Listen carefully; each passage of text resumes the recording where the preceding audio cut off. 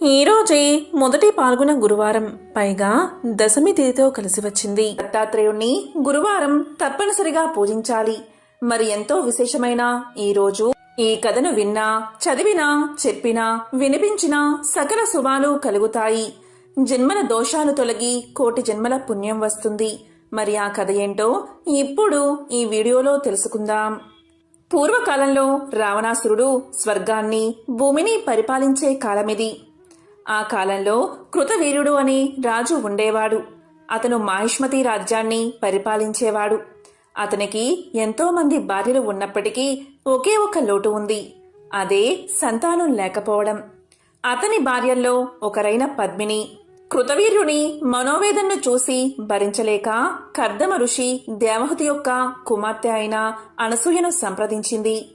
అనసూయాదేవి అత్రి మహర్షి యొక్క భార్య. అప్పుడు అనసూయాదేవి వారిద్దరిని తపస్సు చెయ్యమని సలహా ఇచ్చింది. అనసూయాదేవి సూచన మేరకు కార్తవీర్యుడు అలాగే పద్మినులు అరణ్యానికి వెళ్లి అనసూయ చెప్పిన విధంగా ఎన్నో రోజులు కఠినంగా తపస్సు ఆచరించారు. ఈ విధంగా వారిద్దరూ ధ్యానంలో మునిగిపోగా కళ్ళు తెరవండి అనే స్వరం వచ్చింది. రాజు మరియు రాణి కళ్ళు తెరచి తమ ముందు నిలబడి ఉన్న దత్తాత్రేయుణ్ణి చూసి ఆశ్చర్యపోయారు. రాజు రాణి స్వామివారి పాదాలపై పడ్డారు.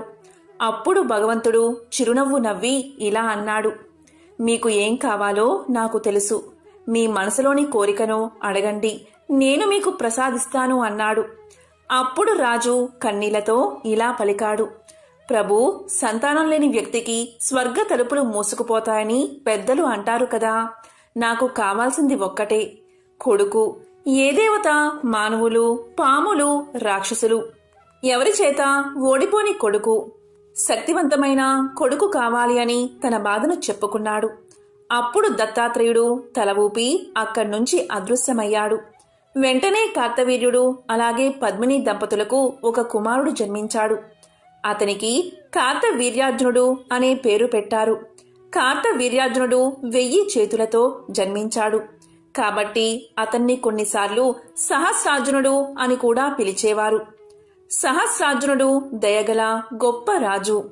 కార్తవీర్యార్జునుడు తన ప్రజలను కన్న బిడ్డల వలె చూసుకునేవాడు.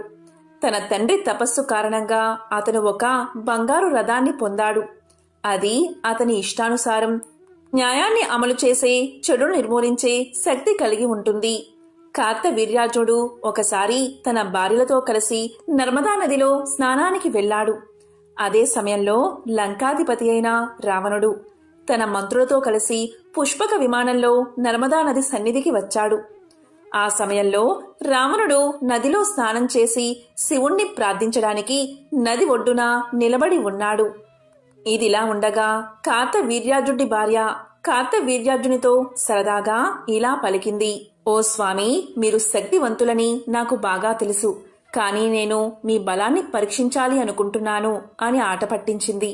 దానికి కార్తవీర్యార్జునుడు నవ్వుతూ, నా రాణి, నీకు నా బలాన్ని ఎలా చూపించాలి అని అడిగాడు. దానికి భార్య నవ్వుతూ, ఓ స్వామి, నదిని ఆపగలరా అని అడిగింది. దానికి కార్తవీర్యార్జునుడు నదివైపు చూసి భార్యవైపు చూశాడు. అతను నవ్వాడు, ఒప్పందమని. వెంటనే కార్తవీర్యార్జునుడు నది మధ్యలో కూర్చుని చేతులు పైకెత్తాడు. ఏకాగ్రతతో నదిని చూసి ఊపిరి పీల్చుకున్నాడు.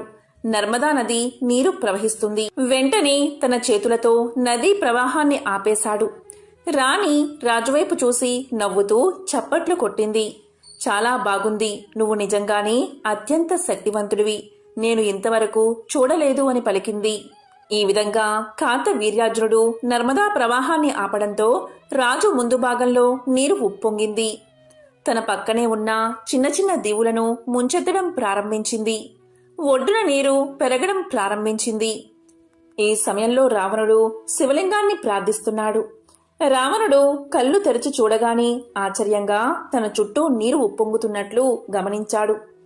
నీళ్లను భయపడుతున్న మంత్రులను చూస్తుంటే ఇది సహజంగా జరిగిన పరిణామం కాదని రావణుడికి అర్థమయ్యింది. దీనికి కారణం ఏమిటి అని మంత్రులపై విరుచుకుపడ్డాడు. అప్పుడు మంత్రులు ఇలా పలికారు, మహారాజా, ఒక మనిషి 1000 చేతులున్న రాజు నదిని ఆపాడు అని సమాధానం చెప్పారు. దీంతో రావణుడికి కోపం వచ్చింది. కార్తవీర్యార్జునుడు మాహిష్మతికి రాజు, నదిని ఆపగల శక్తిమంతుడు, 1000 బాహువులు కలవాడు. నా ప్రార్థనకు భంగం కలిగించే ధైర్యం చేశాడు. దీనికోసం నేను అతని తల నరికేస్తాను అని కోపంగా దూకాడు రావణుడు. తన గదను ఎత్తుకుని తన పుష్పక విమానమెక్కి వాహనాన్ని అర్జునుడు ఉన్న ప్రదేశానికి వెళ్లమని ఆజ్ఞాపించాడు. కార్తవీర్యార్జునుని చూస్తే బిగ్గరగా అరవడం మొదలుపెట్టాడు. ఒక నదిని ఆపగలిగినంత మాత్రాన నువ్వు బలవంతుడివి అని అనుకుంటున్నావు. నీతో పోరాడని దాని పట్ల నీ శక్తిని ఎందుకు చూపిస్తున్నావు? నువ్వు ఎంత శక్తిమంతమైన వాడివో నాకు చూపించు అని అన్నాడు రావణుడు. దానికి కార్తవీర్యార్జునుడు నవ్వుతూ తల ఊపి, రావణా, నీ విమానంలోంచి దిగి నీకేం కావాలో కోరుకో, ఇస్తాను అని పలికాడు. కార్తవీర్యార్జునుడు భయపడకుండా సమాధానం చెప్పడం చూసి రావణుడు తన విమానంలోంచి కిందకు దూకి మరో గర్జన చేసి చేతిలో గదతో ముందుకు వచ్చాడు. కార్తవీర్యార్జునుడు తన మెరుపు వేగంతో ప్రతిచర్యలతో తన గదను తానే తీసుకున్నాడు. గాలిలో గదలు కలిశాయి. రావణుడు, అర్జునుడు ఇద్దరూ ఒకరినొకరు చూసుకున్నారు. అర్జునుడు రావణుణ్ణి తన్నాడు. రావణుడు కిందపడి వెంటనే దూకాడు. రావణుడి మంత్రులు, అర్జునుడి రాణులు చూస్తూ ఉండగానే ఇద్దరు రాజుల మధ్య యుద్ధం చాలా కాలం కొనసాగింది. చివరగా తన 1000 బాహువుల మహామానవ బలంతో కార్తవీర్యుడు గదతో రావణుణ్ణి కొట్టాడు. ఒక్క సెకను రావణుడికి తల తిరుగుతున్నట్లు అనిపించి నల్లగా అయిపోయింది. కొన్ని రోజుల తర్వాత మాహిష్మతి రాజ్యానికి పులస్త్య బ్రహ్మ విచ్చేశాడు. కార్తవీర్యార్జునుడికి నమస్కారం చేసి ఇలా పలికాడు. కార్తవీర్యార్జున, నువ్వు నా మనవడిని యుద్ధంలో ఓడించి చెరసాల్లో ఉంచావని విన్నాను అని అనగానే కార్తవీర్యార్జునుడు, అవును ప్రభు, అతను యుద్ధానికి వచ్చాడు, అందుకే అతన్ని బంధించాను అన్నాడు. దానికి పులస్త్య బ్రహ్మ ఇలా పలికాడు. కార్తవీర్యార్జున, నా మనవుణ్ణి విడిచిపెట్టు. ఇక నీతో ఎప్పటికీ యుద్ధానికి రాడు. మీ స్నేహాన్ని గౌరవిస్తాడు అని నేను చెబుతున్నాను అని పలకగానే అతని మీద నమ్మకంతో కార్తవీర్యార్జునుడు రావణుణ్ణి విడిచిపెట్టాడు. కొన్ని పురాణాల్లో పతివ్రతల గురించి గొప్పగా చెబుతారు. అందులో మనకు ఎక్కువగా వినబడే పేరు సుమతి. ఆమె కథను ఇప్పుడు తెలుసుకుందాం. పూర్వం ప్రతిష్టానపురంలో కౌశికుడు అనే బ్రాహ్మణుడు ఉండేవాడు. అతని అదృష్టం కొద్దీ సుమతి భార్యగా లభించింది. కౌశికుడు ఎంత కోపిష్టివాడో అతని భార్య అయిన సుమతి అంత శాంత స్వభావం కలది. కౌశికుడు నిత్యం బయట తిరుగుతూ ఇతర స్త్రీల పట్ల అధికంగా వ్యామోహాన్ని కలిగి ఉండేవాడు. దానికి విరుద్ధంగా సుమతి మహాపతివ్రత. కౌశికుడు ఎక్కువగా చెడు తిరుగులు తిరగడంతో కుష్ఠరోగం తెచ్చుకున్నాడు. అయినప్పటికీ సుమతి మాత్రం అతన్ని వదలకుండా దైవంలాగే సేవ చేసుకుంటూ తన జీవితాన్ని గడుపుతూ ఉంటుంది. ఇలా ఉండగా కౌశికుడు ఒకనాడు వేశ్యకాంతను చూస్తాడు.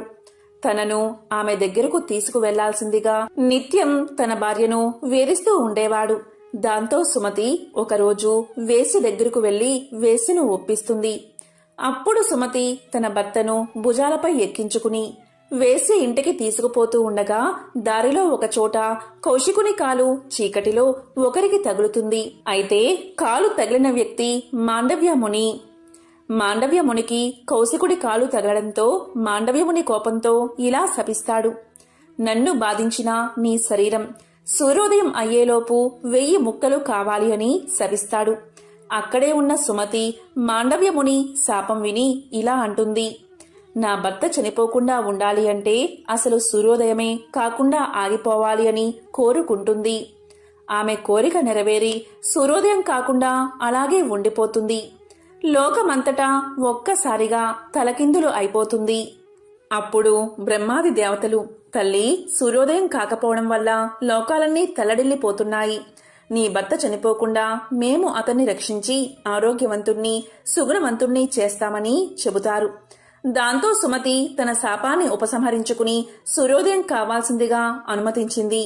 అలా సూర్యోదయం కాగానే కౌశికుడు మరణిస్తాడు. వెంటనే అనసూయ అక్కడికి చేరుకుని అతన్ని పునర్జీవితుణ్ణి చేస్తుంది. దాంతో అతడు నవ మన్మధుడిగా మారి భార్యతో కలిసి బ్రహ్మాది దేవతలను స్తుతించడం మొదలు పెడతాడు. పాతివ్రత్యం అంతటి శక్తివంతమైనది. మనం గోత్రాలలో ఆత్రేయ గోత్రమని వింటూ ఉంటాం కదా, అది అత్రి మహర్షి నుంచి ఉద్భవించినది. అత్రి మహర్షి బ్రహ్మ మానసపుత్రుల్లో మొదటివాడు. బ్రహ్మదేవుడు ఈయన్ని సృష్టి కార్యంలో సహాయం చేయడానికి పుట్టించాడు. అత్రి మహర్షి ఒక అనుకూలమైన స్థానాన్ని చూసి తపస్సు చేయడం ప్రారంభించాడు. ఆయన చేసిన ఘోరమైన తపస్సు వల్ల అతని కళ్ళలోంచి ఒక తేజస్సు బయటకు వచ్చి అది భూమి ఆకాశాలు మొత్తం వ్యాపించిపోయింది. అలా వచ్చిన తేజస్సుని భూమి ఆకాశాలు తట్టుకోలేకపోవడం వల్ల అది సముద్రంలో కలిసిపోతుంది.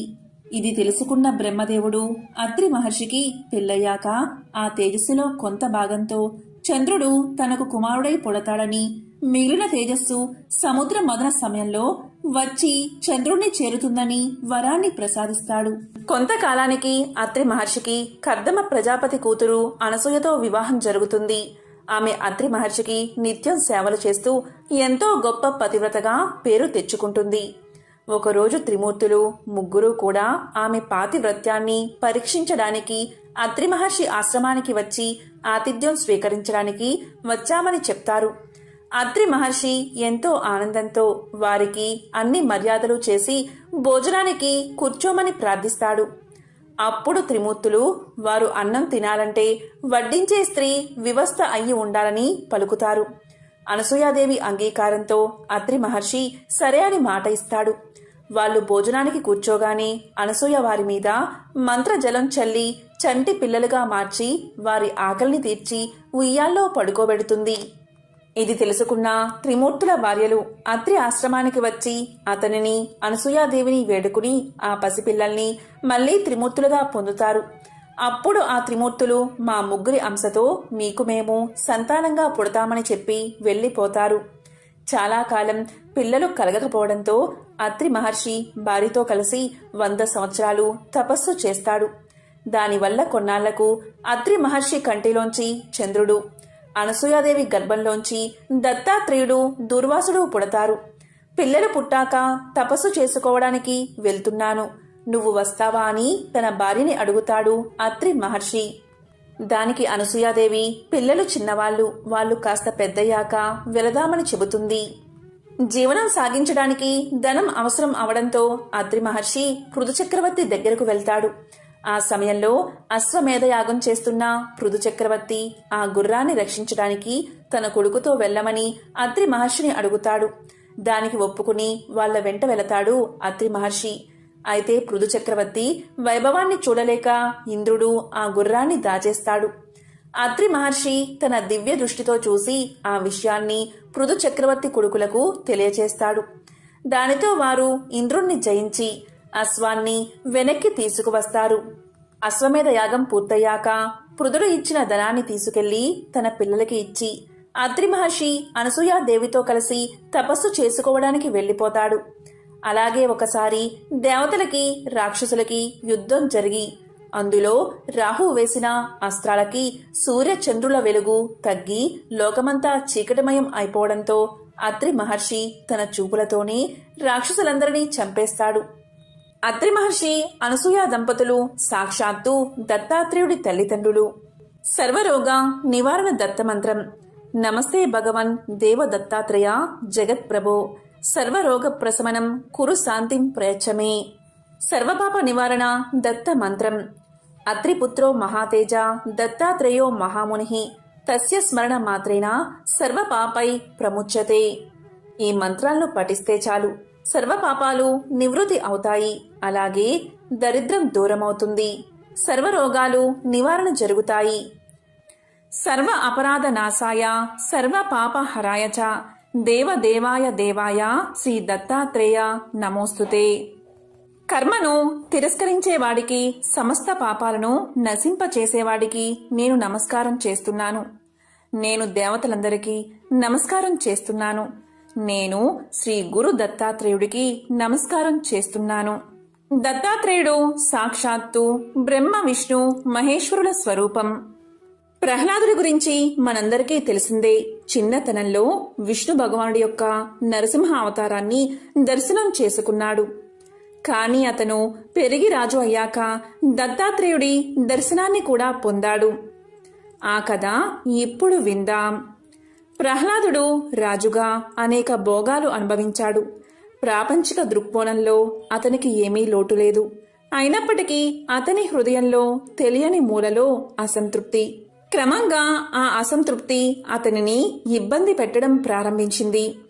ఈ ప్రపంచం యొక్క ముఖ్యమైన స్వభావం ఏమిటి? నా నిజమైన స్వభావం ఏమిటి? ఇలాంటి ప్రశ్నలు, ఇంకా ఇతర వేదాంతిక ప్రశ్నలు ప్రహ్లాదుని కలవరపెట్టసాగాయి. పండితుల లోతైన చర్చలు మరియు సలహాల తర్వాత ప్రహ్లాదుడు తన ప్రశ్నలకు సమాధానాలు కనుక్కోవడానికి ప్రపంచాన్ని చుట్టుముట్టాడు. కాలక్రమేణా ప్రహ్లాదుడు దక్షిణ భారతదేశంలోని కావేరీ నది ఒడ్డున ఉన్న సహ్యాది ప్రాంతాలకు చేరుకున్నాడు. కావేరీ నది ఒడ్డున ప్రహ్లాదుడు ఇసుక మరియు బురదలో తిరుగుతున్న ఒక మునిని చూశాడు. అతను మామూలు మనిషి కాదని ప్రహ్లాదుడు భావించాడు. వెంటనే ఆ మహర్షి దగ్గరకు వెళ్లి వినయంతో ఆయనకు సాష్టాంగ నమస్కారం చేశాడు. మర్యాదగా ఇలా పలికాడు ప్రహ్లాదుడు, మునీంద్ర, నాకు ఒక సందేహం ఉంది. దయచేసి వినండి, అలాగే నాకు నిజం చెప్పండి. మహాత్మా, మీరు చాలా వింతగా చూస్తున్నారు. బురదలో ఉన్న మీ శరీరం బంగారంలా మెరిసిపోతుంది. మీ శరీరం చాలా మృదువుగా, అలాగే హృదయపూర్వకంగా ఉంది. దీనికి కారణం ఏమిటి? మీలో కొన్ని ప్రత్యేక లక్షణాలు కూడా ఉన్నాయి. మీరు చాలా తక్కువ మాట్లాడతారు. కొందరు మీ రూపాన్ని చూసి తిడతారు. మరికొందరు మిమ్మల్ని ప్రశంసిస్తూ మీ ముందు సాష్టాంగ పడతారు. కానీ మీరు రెండిటి పట్ల చాలా ఉదాసీనంగా కనిపిస్తారు. మీరు మొదటి వారిని తిట్టరు లేదా రెండో వారిని ప్రశంసించరు. మీ ప్రవర్తన లోక విధానానికి విరుద్ధం. మీరు ధర్మ నియమాలకు కూడా కట్టుబడి ఉన్నట్లు కనిపించడం లేదు. దయచేసి నాకు నిజాన్ని బోధించండి అని అడిగాడు ప్రహ్లాదుడు. అప్పుడు ఆ ఋషి ఇలా పలికాడు, ప్రహ్లాద, ధర్మం అధర్మం అనే ఆలోచన లేకుండా జంతువులు, పక్షులు, క్రిమి కీటకాలు ఇలాంటివి పూర్వం అసంఖ్యాక జన్మలు తీసుకున్నాను. అటువంటి జన్మలన్నిటినీ నేను వర్ణించను. అయితే ఇలాంటి జన్మలన్నిటిలో మానవ జన్మ గొప్పదని నేను ఒక్కటి చెప్పగలను. మానవ జన్మ శాశ్వతమైన ఆనందానికి మరియు శాశ్వతమైన బాధలకు కూడా ద్వారం. ఎంపిక మనదే. ఈ లోకంలో పాపాలు చేయడం వల్ల తక్కువ జన్మలు వస్తాయి మరియు పుణ్యకర్మలు చేయడం వల్ల ఆత్మ సాక్షాత్కారం కలుగుతుంది. అంతేకాదు, పుణ్యకార్యాలు చేస్తే మనిషి ఆనందంతో జీవిస్తాడు. మనుషులను పాపాలు చేసేలా చేస్తుంది ఈ ప్రపంచం. కాబట్టి ప్రాపంచిక సుఖాల పట్ల ఆకర్షితులు అవ్వకూడదు. అలాగే పాపాలు శాశ్వతమైన బాధల ద్వారాన్ని తెరుస్తాయి. ప్రజలు తాము జ్ఞానవంతులు అని భావిస్తారు. అలాగే ఆనందాన్ని పొందడానికి ప్రయత్నిస్తారు. కానీ వారు తమలో ఉన్న ఆనందాన్ని గుర్తించడంలో విఫలం అవుతారు. అలాగే వారు అసత్యమైన, భయానకమైన సంసార చక్రంలో చిక్కుకుంటున్నారు. ప్రహ్లాద, ఈ జీవితంలో అన్ని రోజులు ఒకేలా ఉండవు.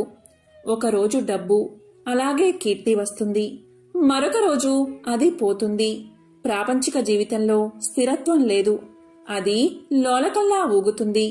ప్రజలు అన్ని పరిస్థితుల్లో స్థిరంగా ఉండడం నేర్చుకోవాలి. సంపద కోసం తృష్ణ విడిచిపెట్టడం ఉత్తమం. నా దగ్గర ఏదైనా లేకపోతే నేను అడగను. నాకు ఏదైనా ఇస్తే నేను దానిని తిరస్కరించను. నాకు ఏమీ రాకపోయినా నేను అస్సలు బాధపడను.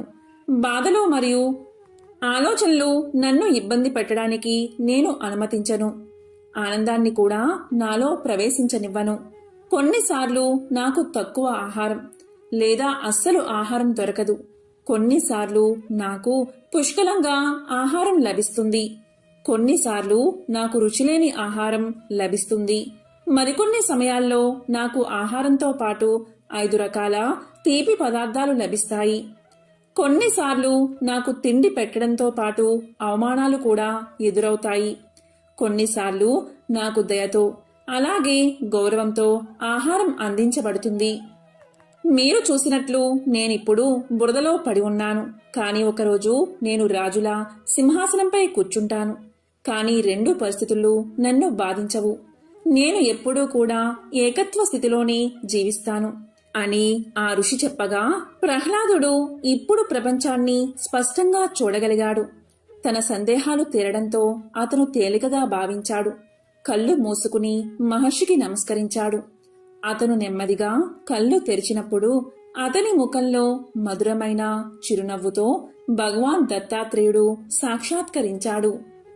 ఒకసారి యాదవ వంశానికి మూలపురుషుడైన యదువు అనే రాజు దత్తాత్రేయుణ్ణి చూసి ఇలా అన్నాడు: స్వామి, మీరు ఎలా సదానంద చిదానంద స్వరూపులై ఉండగలుగుతున్నారు అని అడిగాడు.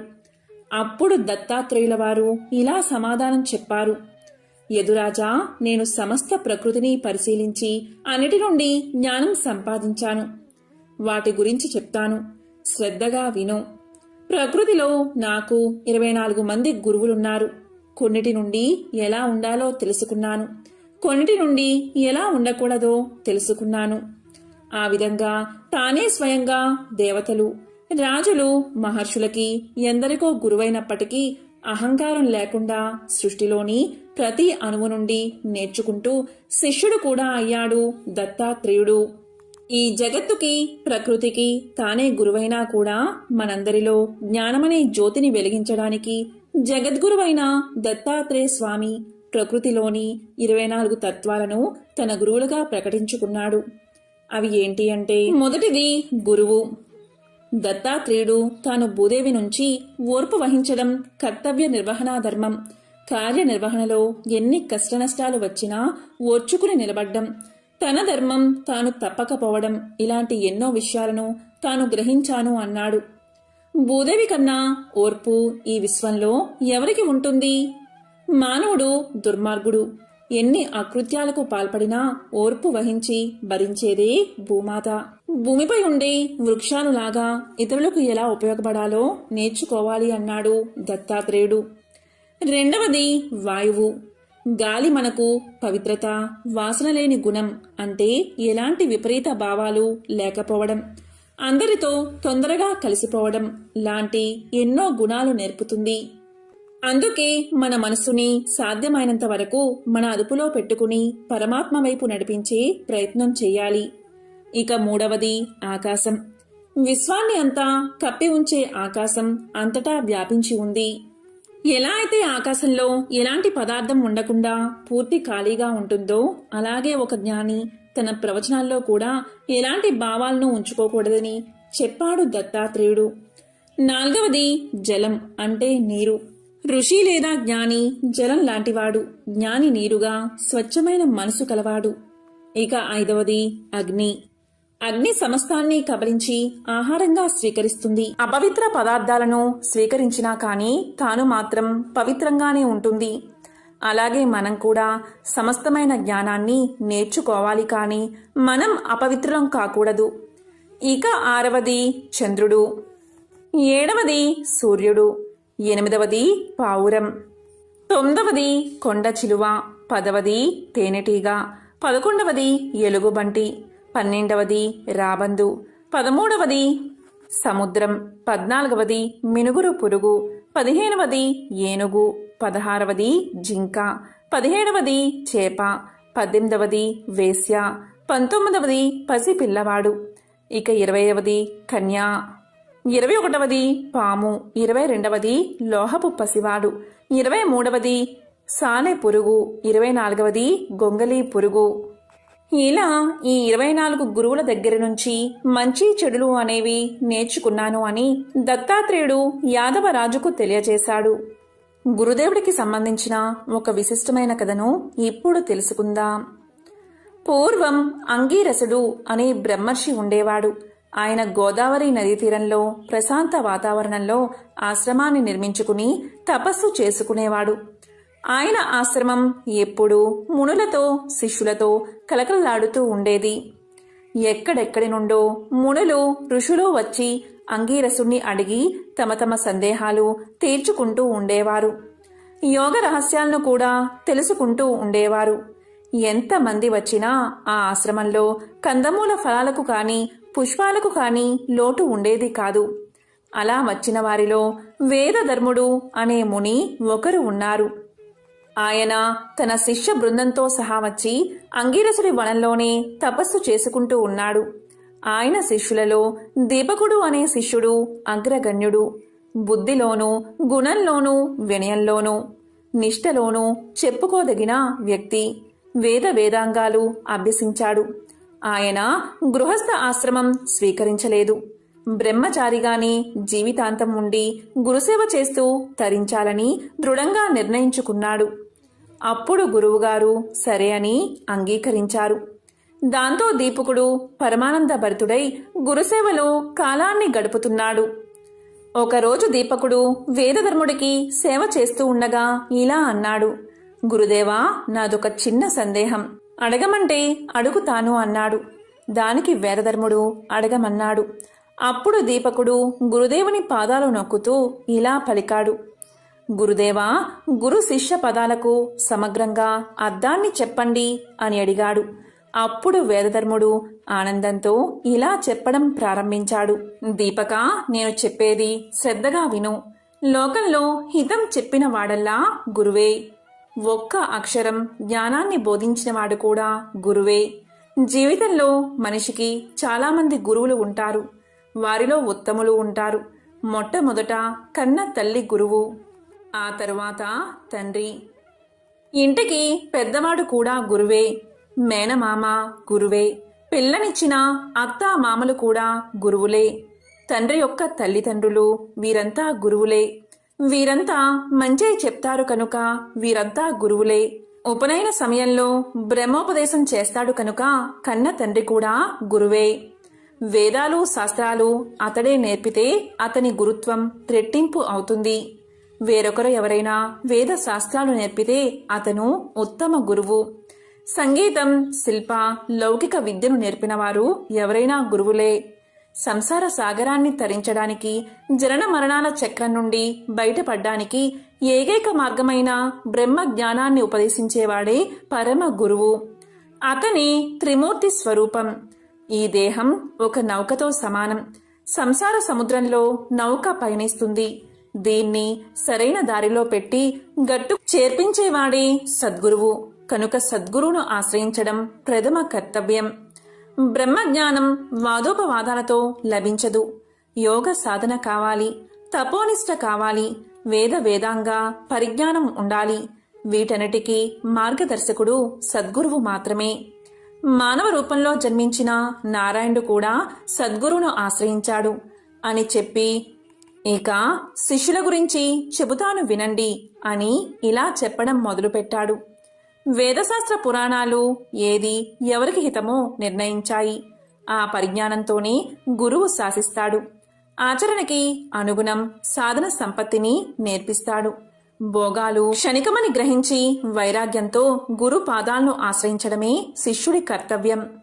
ఉపదేశం పొందడానికి అర్హుడు కూడా వాడే. అనంతకాలంలో తాను గురు పదవిని అందుకుంటాడు. ఉత్తమ శిష్యులను రూపొందించి గురువు రుణ విముక్తుడు అవుతాడు. ఇలా గురు శిష్య పరంపర నిరంతరంగా అనంతంగా కొనసాగుతూనే ఉంటుంది అని వేదధర్ముడు ముగించాడు. దీపకుడు తన సందేహాలు తీర్చుకుని ప్రశాంత చిత్తంతో గురువుకు సాష్టాంగ నమస్కారం చేశాడు. గురు శుశ్రూష తప్ప వేరొక ధ్యాసలేని దీపకుణ్ణి ఒకరోజు వేదధర్ముడు దగ్గరికి పిలిచి ఇలా అన్నాడు. నాయనా దీపక, నీ సేవలకు నేను ఎంతగానో మెచ్చాను. నాకున్న శిష్యులందరిలో అగ్రగణ్యుడివి నీవే. నాకొక అవసరం ఉంది. ముందు విను, తరువాత సమాధానం చెబుదువు కాని తొందర లేదు అని ఇలా పలికాడు. నాయనా దీపక, నేను అనుభవించవలసిన కొన్ని కర్మలు ఇంకా మిగిలే ఉన్నాయి. అవి పూర్వజన్మ సంచితాలు. తపస్సుతో కొంతవరకు నశింప చేసుకున్నాను. ఇంకా కొన్ని మిగిలే ఉన్నాయి. అవి తప్పనిసరిగా అనుభవించి నశింప చేసుకోవడమే ఉత్తమ మార్గం. అందుకని కాశీకి వెళ్దామని అనుకుంటున్నాను. ఆ పుణ్యక్షేత్రంలో అయితే మహామహా పాతకాలు కూడా స్వల్ప ప్రాయచిత్తాలతో నశింప చేసుకోవచ్చు. పుణ్య ఫలాల మాదిరిగానే పాప ఫలాలు ఎక్కడికి పోవు. కర్త అనుభవించి తీరవలసిందే. దేవతలకైనా ఇది తప్పదు. కనుక నేను ఈ నిర్ణయం తీసుకున్నాను. కాశీలో నేను పాప ఫలాలు అనుభవిస్తున్న వేళ విసుక్కోకుండా కసురుకోకుండా సేవలు చేసే శిష్యుడు నాకు కావాలి. నా మనసుకి నీవు కనిపించావు. నేను నిర్ణయిస్తే నీవు కాదు అని అనమని తెలుసు. కాని ఇది 1-2 రోజులు కాదు. దృఢ దీక్ష ఉండాలి, అంకిత భావం ఉండాలి. అది కాకుండా నీవు ఇప్పుడు గృహస్థ ఆశ్రమానికి యోగ్యమైన వయసులో ఉన్నావు. విద్యలన్నీ పూర్తి చేసుకున్నావు. నీ మనసు ఏమంటుందో తొందర లేదు, ఆలోచించుకుని చెప్పు అన్నాడు. అప్పుడు దీపకుడు ఇలా అన్నాడు, గురుదేవా, మీరు ఇంతగా చెప్పాలా? నేను మీ సేవకే అంకితం అయిపోయాను. మీ సేవలో జీవించడమే నా ధ్యేయం. నా దీక్ష మనసులో కూడా నన్ను శంకించకండి. కాశీలో ఉండి మీ సేవ చేసుకునే భాగ్యాన్ని ప్రసాదించండి అన్నాడు. దానికి వేదధర్ముడు ఇలా పలికాడు, నాయనా దీపక, నువ్వు ఇలా అంటావని నాకు తెలుసు. కనుకే నిన్ను అడిగాను. కాని కాశీలో పాప ఫలాన్ని అనుసరించి నేను కుష్ఠరోగ పీడితుణ్ణి కాబోతున్నాను. కుంటితనము, గుడ్డితనము వస్తాయి. ఇవన్నీ 21 సంవత్సరం పాటు అనుభవించవలసినవి. ఇవన్నీ పూర్వజన్మ సంచితాలు. ఇన్ని సంవత్సరాలు సేవ చెయ్యాలి మరి అన్నాడు. అప్పుడు దీపకుడు ఇలా పలికాడు, గురోత్తమా, తప్పకుండా చేస్తాను. కాని నాకు ఒక సందేహం. ఆ పాపాన్ని మీరే అనుభవించాలా? నాకు సంక్రమింప చెయ్యండి, నేను అనుభవిస్తాను. మీరు నిరాటంకంగా తపస్సు చేసుకోండి అన్నాడు. అప్పుడు వేదధర్ముడు ఇలా పలికాడు, నాయనా, ఎవరి పాపాలు వారు అనుభవించవలసిందే. పాప ఫలాలు కర్తలకే చెందుతాయి తప్ప శిష్యుడికో, పుత్రుడికో లేదా ఇంకొకరికో పులుముదాము అని అనుకుంటే అంటుకోవు. కనుక నా పాప ఫలాలను నేనే అనుభవిస్తాను. అనుభవిస్తున్న సమయంలో సేవ చేస్తే చాలు. కుష్ఠిరోగికి సేవలు చేయడం అంటే అది అనుభవించడం కన్నా కష్టం. దానికి నువ్వు అంగీకరించావు. పద, వెంటనే కాశీకి చేరుకుందాం అని త్వరగా ఇద్దరూ మనోవేగంతో కాశీకి చేరుకున్నారు. గంగానదిలో మణికర్ణికా ఘట్టంలో స్నానం చేశారు. డుండి గణపతిని, కాలభైరవుణ్ణి, అన్నపూర్ణమ్మను, విశ్వేశ్వరుణ్ణి దర్శించుకున్నారు. అక్కడే ఉత్తర దిక్కుగా ఒక చిన్న కుటీరాన్ని నిర్మించుకుని నివాసాన్ని ఏర్పాటు చేసుకున్నారు. ఒకరోజు తెల్లవారి నిద్రలేచేసరికి వేదధర్ముడి శరీరం నిండా పొక్కులు వచ్చాయి. క్షణంలో కాళ్ళు చేతులు తిమ్మిర్లు ఎక్కాయి. పొక్కులు చితికి చీము, నెత్తురు కారసాగాయి. చూస్తూ ఉండగానే శరీరమంతా వడలతో నిండిపోయింది. చూపు మందగించింది. కంఠస్వరం మారిపోయింది. వేళ్లు వంకర్లు తిరిగాయి. కుష్టితనము, కుంటితనము, గుడ్డితనము ఒక్కసారిగా వేదధర్ముణ్ణి ముంచెత్తాయి. క్రమక్రమంగా రోగం బాగా ముదిరిపోయింది. అస్సలు కదల్లేని పరిస్థితికి వచ్చింది. అన్నీ మంచంలోనే. భరించలేని దుర్వాసన. దేనికి తోడు కాశీలోని ఈగలన్నీ అతన్ని చుట్టుముట్టాయి. రోగబాధతో వికృతంగా మారిపోయాడు. మెడలు వాల్చి ముఖం ఏటవాలుగా తిప్పి కనిపించని కన్నులతో దీపకా అని అరుస్తూనే ఉన్నాడు. దీపకుడు మాత్రం నిమిషం ఏమరకుండా సకల సేవలు చేస్తున్నాడు. పసిబిడ్డను చూసుకుంటున్నట్లుగా చూసుకుంటున్నాడు. ఎంత దుర్గంధమైనా మొహం తిప్పుకోకుండా భరిస్తూ గురువుగారు ఉన్న ప్రదేశాన్ని, ఆయన శరీరాన్ని శుభ్రం చేస్తూ ఈగళ్లు తోలుతూ సేవ చేస్తున్నాడు. గురువుగారికి కొద్దిగా కునుకు పట్టిన సమయంలో గబగబా 4 ఇళ్లు తిరిగి యాచించి ఆహారం తెస్తున్నాడు. గురువుగారి ఆకలి ఎరిగి బతిమాలి తినిపిస్తున్నాడు. కుష్ఠరోగికి కోపం ఎక్కువ అంటారు.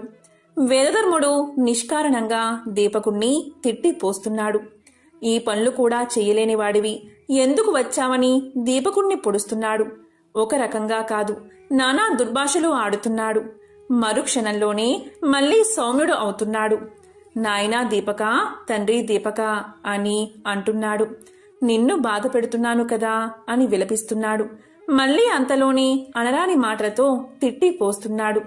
దీపకుడు మాత్రం అన్నిటినీ ఓర్చుకుని చెరగని చిరునవ్వుతో నిగ్రహంతో సేవలు చేస్తున్నాడు. ఏ నిమిషాన గురువుగారికి ఏ అవసరం అవుతుందా అని మంచం పక్కనే ఉండి రేయింబవళ్ళు మెలకుగా కూర్చుంటున్నాడు. కాశీకి వచ్చింది మొదలు. కంటి నిండా నిద్రపోయిన రోజు లేదు, కడుపు నిండా తిన్న రోజు కూడా లేదు. ఆయన గురుసేవ చేస్తున్నాను అనే తృప్తి అతన్ని నిలబెడుతుంది. లభించబోయే ముక్తి అతన్ని నడిపిస్తుంది. రోజులు, వారాలు, నెలలు, సంవత్సరాలు గడిసిపోతున్నాయి. ఒకరోజు తెల్లవారుజామున దీపకుడు గంగానదికి వెళ్లి తాను స్నానం చేసి యథావిధిగా గురువుగారి శరీరాన్ని శుభ్రం చేయడానికి అవసరమైన గంగాజలాన్ని కడవన ఎత్తుకుని గురువుగారు లేచారేమో అని అనుకుని వడివడిగా కుటీరంలోకి వస్తున్నాడు. ఇంతలో కుటీరానికి చేరువలో దీపకుడికి ఎదురుగా కాశీ విశ్వేశ్వరుడు దర్శనం ఇచ్చాడు. విశ్వేశ్వరుడు ఇలా పలికాడు, దీపక, నువ్వు చేస్తున్న గురుసేవకు నేను ఎంతో సంతోషించాను. ఏదైనా వరం కోరుకో అన్నాడు. దానికి దీపకుడు సంభ్రమ ఆశ్చర్యాలతో సాష్టాంగపడి విశ్వనాథుణ్ణి సేవించి స్తుతించాడు. నేను ఎంతో అదృష్టవంతుణ్ణి. నాకు మీరు వరం కూడా ఇస్తాను అంటున్నారు. నేను ఆనంద పరవశంలో ఉన్నాను. ఏమని అడగాలో కూడా నాకు తెలియడం లేదు. ఒక్క నిమిషం ఆగండి, కుటీరంలోకి వెళ్లి గురువుగారిని అడిగి వస్తాను అంటూ కుటీరంలోకి ప్రవేశించాడు. ప్రవేశించిన వెంటనే గురుదేవా, శివుడు ప్రత్యక్షమయ్యాడు. వరం కూడా ఇస్తాను అంటున్నాడు. నా గురు శుశ్రూషకు సంతోషించాట. మీరు అనుమతిస్తే మీ అంధత్వము, మీ కుష్టితనము పోయేటట్లుగా వరాన్ని అడుగుతాను. అడగమంటారా అన్నాడు. అప్పుడు వేదధర్ముడు గంభీర స్వరంతో, నాయనా దీపక, శివుడంతటివాడు ప్రత్యక్షమై వరం కోరుకోమంటే ఇంతకంటే అడగడానికి నీకేమీ దొరకలేదా? ఐహిక విషయాలు అడగవలసింది. పైగా నా రోగం పాప ఫలమని, గత్యంతరం లేక అనుభవించవలసిందే అని ఎన్నోసార్లు నీకు చెప్పాను కదా అన్నాడు. వేదధర్ముడి మాటల్లో విసుగు గుర్తించాడు దీపకుడు. కుటీరం బయటకు వచ్చి శివుడికి నమస్కారం చేసి, ఓ అష్టమూర్తి, నీ వాత్సల్యానికి ధన్యవాదాలు. నిన్ను ఇప్పుడు అడగదగింది నాకు ఏదీ కనిపించడం లేదు, క్షమించు అన్నాడు. దానికి విశ్వేశ్వరుడు, అదేమిటి నాయనా, కనిపించడం లేదా? మీ గురువుగారి ఆరోగ్యం సరిచేయమని కోరుకోవచ్చు కదా అన్నాడు. దానికి దీపకుడు నిరాకరించాడు. అలాంటి వరం అడిగేందుకు గురువుగారి అనుమతి లేదు. సెలవు ఇప్పించండి, గురువుగారికి సేవ చేసుకోవాలి అని రివ్వున కుటీరంలోకి వెళ్లి గురుసేవలో నిమగ్నమైపోయాడు దీపకుడు. అప్పుడు శివుడు అంతర్ధానం చెంది తన ఆస్థాన మండపంలో ఆ సాయంకాలం సమస్త దేవతలు కొలువు తీరి ఉండగా అందరూ వింటూ ఉండగా శ్రీమన్నారాయణుడితో ఈ సంగతి చెప్పాడు. దీపకుడు అంటే దీపకుడే, నువ్వు తప్పనిసరిగా వెళ్లి చూడదగిన శిష్యుడు అని ప్రశంసించాడు. దానితో శ్రీమన్నారాయణుడు ఆనందం పట్టలేక మరుసటి రోజు దీపకుని ముందు ప్రత్యక్షమయ్యాడు. నాయనా దీపక, నీ గురుసేవ, పరాయణతత్వం నన్ను ఆనంద పరవశుణ్ణి చేసింది. నీ ఇష్టం వచ్చిన వరం కోరికో అన్నాడు. అప్పుడు దీపకుడు భక్తి ప్రపత్తులతో సాష్టాంగ నమస్కారం చేశాడు. స్తోత్రాలతో స్తుతించాడు. నారాయణ, గురుసేవ అనేది హరిహరులిద్దరినీ ఇంతగా ఆనందపరుస్తుందని నాకు తెలియదు. నా ధర్మంగానే నేను సేవ చేస్తున్నాను. దిక్పాలకులకు కూడా దక్కని దివ్యదర్శనం నాకు కలిగేలా చేశారు. ఇది మీ కరుణకు సంకేతం. నాకు గురువే దైవం. జపం, తపం, తీర్థం, క్షేత్రం సర్వస్వం నాకు గురువే. వేద శాస్త్రాలు బోధించి ఆత్మజ్ఞానాన్ని ప్రసాదించి పరతత్వాన్ని తెలియపరిచిన వేదధర్ముడే నాకు ప్రత్యక్ష దైవం. ఎవరైతే చిత్తంతో గురుసేవ చేస్తున్నారో వారికి ప్రతిఫలం మోక్షమే తప్ప మరేమీ లేదు. అయినా కరుణామూర్తి, నాకు ప్రత్యక్షమై ఏదైనా కోరుకోమంటున్నావు కాబట్టి అడుగుతున్నాను. నాలో గురుభక్తి స్థిరమయ్యేటట్లుగా అనుగ్రహాన్ని ప్రసాదించు. నాకు తెలియని గురుమహిమ ఏదైనా ఉంటే చెప్పు. ఇదే నేను కోరుకునే వరం అన్నాడు. వెంటనే శ్రీమన్నారాయణుడి కళ్ళల్లో ఆనంద బాష్పాలు తిరిగాయి. నాయనా, గురు స్వరూపమే బ్రహ్మ పదాన్ని అందిస్తుంది. ఉదర పోషణకు అవసరమైన లౌకిక విద్యలు నేర్పేవాడు సాధారణ గురువు. ధర్మాధర్మ వివేకాన్ని కలిగించేవాడు అతని కంటే గనుడు. ధర్మపదంలో నడిపించే గురువే ప్రత్యక్ష దైవం. సద్గురువులను సేవించే శిష్యులు అంటే మా త్రిమూర్తులకు చాలా ఇష్టం. నీకు సకల శుభాలు కలుగుగాక అని ఆశీర్వదించి నారాయణుడు అదృశ్యమయ్యాడు. కుటీరంలో ఉన్న వేదధర్ముడికి మెలకు వచ్చింది. దీపకుణ్ణి పిలిచి, నాయనా దీపక, ఎవరు వచ్చింది? నీవు ఎవరితో మాట్లాడుతున్నావు అని అడిగాడు. దానికి దీపకుడు వేదధర్ముడికి నమస్కారం చేసి పరమ ఆనందంతో జరిగిన వృత్తాంతాన్ని చెప్పాడు. వేదధర్ముడి ముఖంలో ఆనందం, కళ్ళల్లో వాత్సల్యం తలుక్కుని మెరిశాయి. దృఢ చిత్తంతో స్థిర సంకల్పంతో దీపకుడు సేవలు చేస్తూ ఉండగా 21 సంవత్సరాలు గడిచిపోయాయి. వేదధర్ముడి పాపాలు నశించాయి. కుష్ఠురోగం, అంధత్వం ఎవరో తీసివేసినట్లుగా తొలగిపోయాయి. శరీరం మీద ఆనవాలుగా ఒక్క మచ్చ కూడా లేదు. బూడిద నుండి వెలువడిన అగ్ని కణంలా ప్రకాశిస్తున్నాడు. దీపకుడు ఆనందంతో ఉక్కిరి బిక్కిరి అయ్యాడు. గురుదేవా అంటూ వేదధర్ముడి పాదాల మీద పడి సాష్టాంగ నమస్కారం చేశాడు. అప్పుడు వేదధర్ముడు ఇలా పలికాడు. నాయనా దీపక, నీ సేవలు ఫలించాయి. పూర్వజన్మ సంచితాలైన నా పాపకర్మలు వదిలిపోయాయి. ఈ పుణ్యమంతా నీదే. నీ గురుభక్తి చరిత్రలో చిరస్థాయిగా నిలిచిపోతుంది. నా విధులు నీకు పరిచారకులు అవుతాయి. అష్టసిద్ధులు సంప్రాప్తిస్తాయి. ఇక నుంచి ఉత్తమమైన శిష్యుడి విషయంలో ముందు నిన్నే చెప్పుకుంటారు. కాశీకి వచ్చిన ఏ ప్రాణినైనా తరింపచేస్తాడు ఆ విశ్వేశ్వరుడు.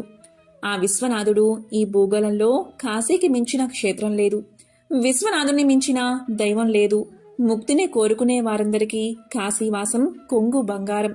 మహాప్రళయంలో కూడా నశించకుండా నిలిచే ఏకైక అద్భుత క్షేత్రం కాశీ.